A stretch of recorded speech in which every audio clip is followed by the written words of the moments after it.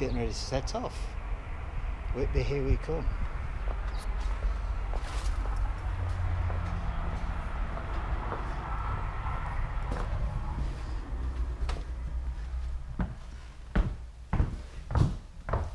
Oh. Bye, Daisy. Bye, Margaret. Bye. See you in a few hours. Yes.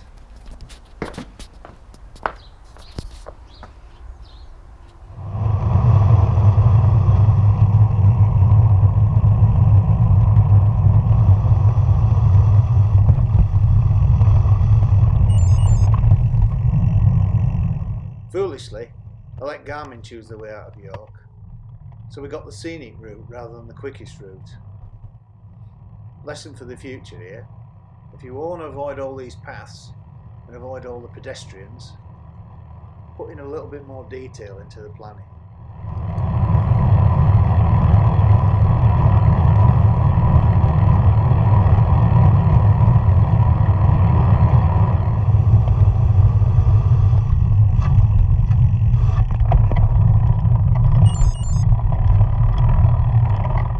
Garmin has a variety of beeps.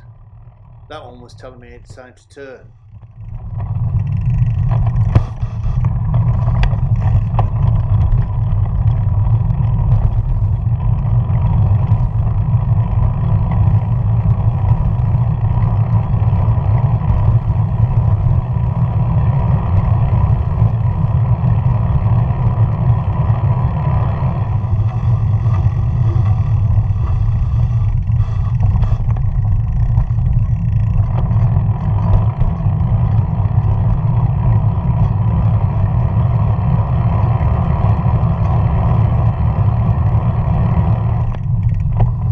Way to the pedestrians and then over the Millennium Bridge.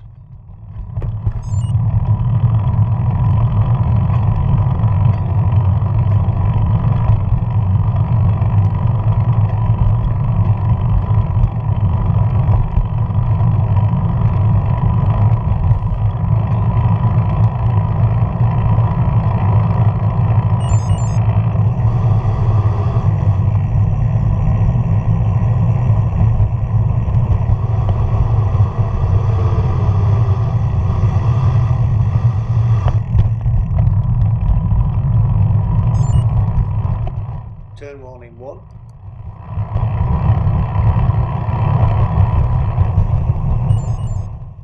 Turn warning 2.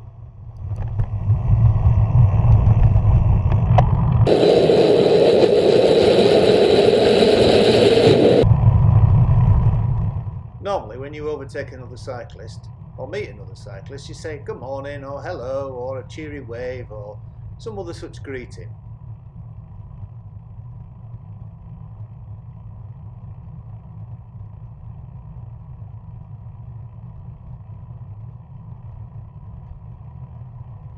Unfortunately, this guy was a miserable bugger. My heart had a little bit of a flutter here, and I had to start coughing to try and stop it.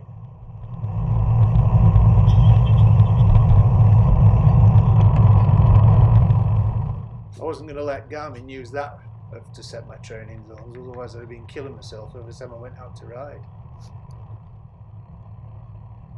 Like many other places around York, Sheriff Hutton played a big role in the Wars of the Roses. The castle was once owned by the Neville family, a very powerful set of nobles during the Wars of the Roses, and eventually by Richard III. Currently it's used for weddings and other such celebrations. Looks like it's worth a visit on its own.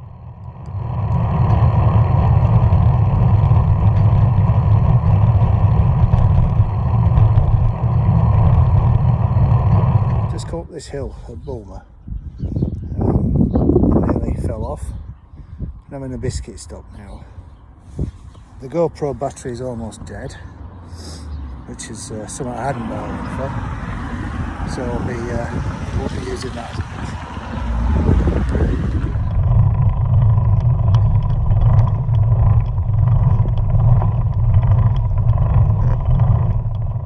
Garmin works out whether you're going to go up climbs or not. And when you come to a climb, it gives you the profile and how far you are up it. When I got to the steep bit on this climb, I thought I'd weave across and lower the slope a little bit after this car had gone past. Kind of overcooked it a little bit and nearly pulled my foot out of the pedals, and that was where I nearly fell off.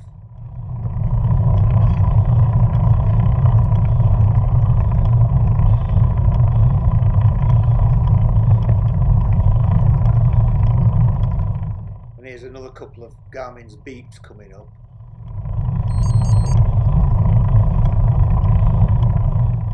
This is the rear light radar. It gives you a little moving indicator of where the car is until it passes you.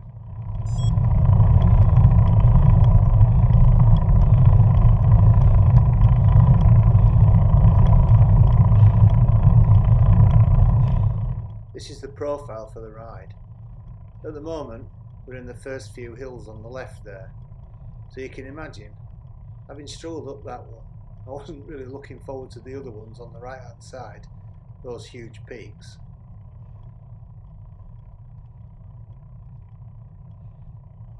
This is Garmin showing me the profile of the last one, and that deep purple bit was really steep. In fact, it was the only place on the ride where I had to get off and walk.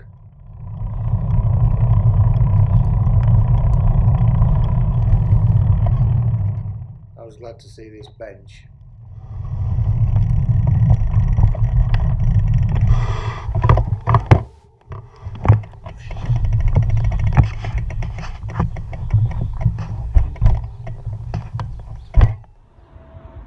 Because the GoPro was flat, we didn't get any more video of me suffering up the last few hills. But this is the arrival in Whitby, eventually.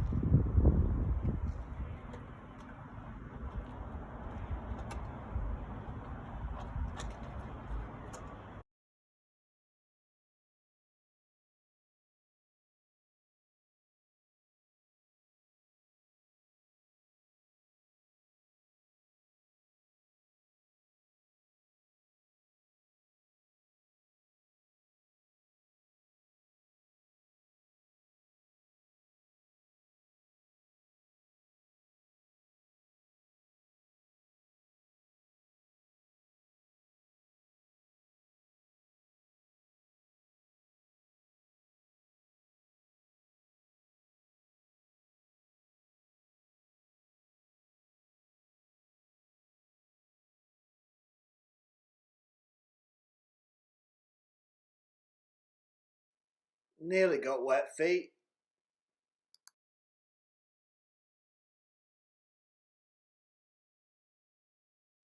These steps here are made out of concrete with little bits of plastic in them, which is supposed to make it more resilient.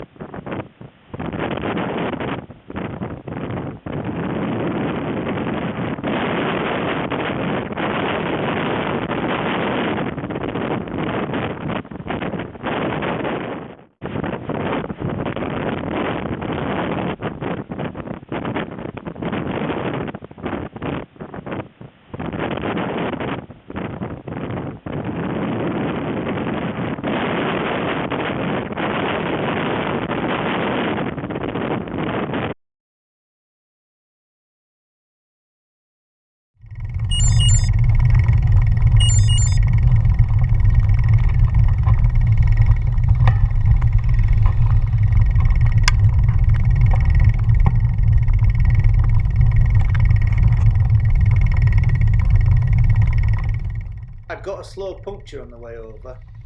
Must have gone over a hedge clippings or something. Anyway, fixed it on the Sunday morning and insisted on that I got a puncture repair kit, which I'd seemed to have forgotten. It wasn't the last bit of bad luck on the day. Managed to drop my raincoat about here. Luckily, a member of the public shouted me and told me I'd dropped it.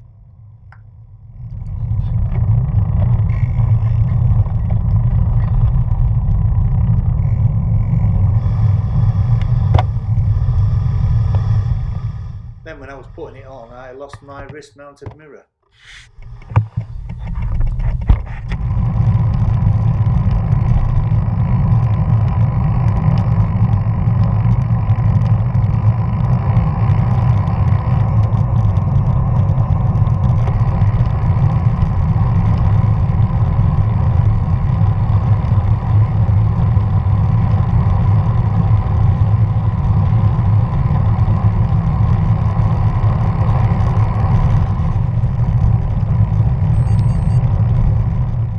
Somebody coming up from behind.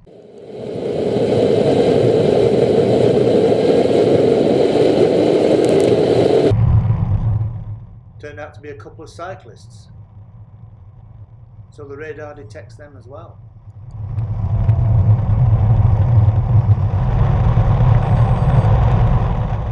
Someone else coming.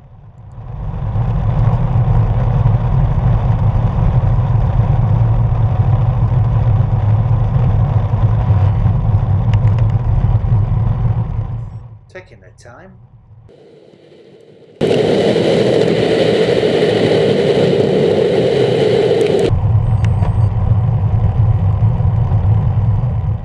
He was drafting me, having a sneaky rest before he went after his mates.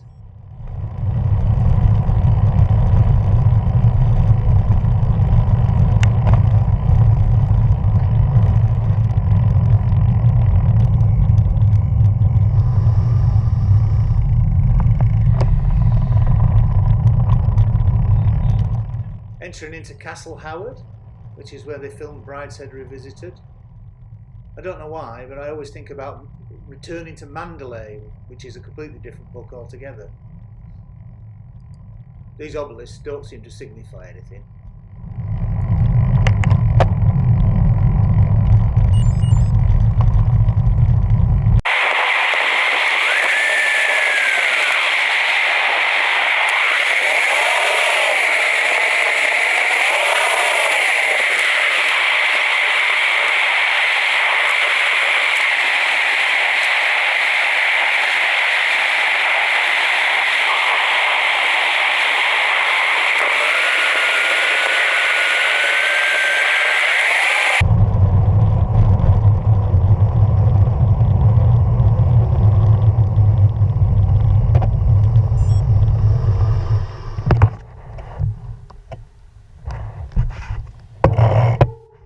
Whoops, failed to make the turn in there.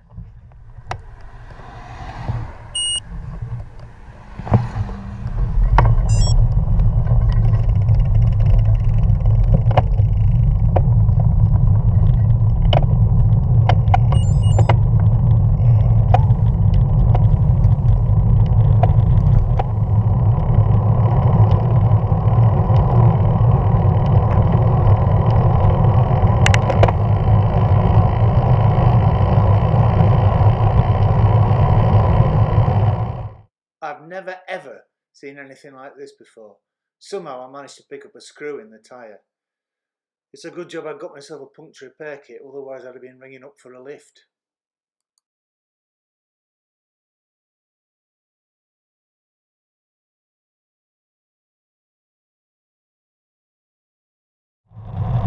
Finally, coming into Bishopthorpe, fighting the Garmin all the way, which wanted me to take the back streets and the cycle paths, and I just wanted to go on the most direct route home.